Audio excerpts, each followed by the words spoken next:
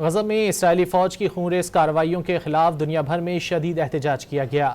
New York کے Times square میں پلے cards اٹھائے شہریوں نے اسرائیل کو اسلحے کی فراہمی روکنے کا مطالبہ کیا۔ کینیڈا کے شہر ٹورنٹو میں فلسطین کے آزادی کے نعرے لگائے گئے۔ لندن میں فلسطین کے حامیوں نے نہتے شہریوں کا قتل عام روکنے کا مطالبہ کیا۔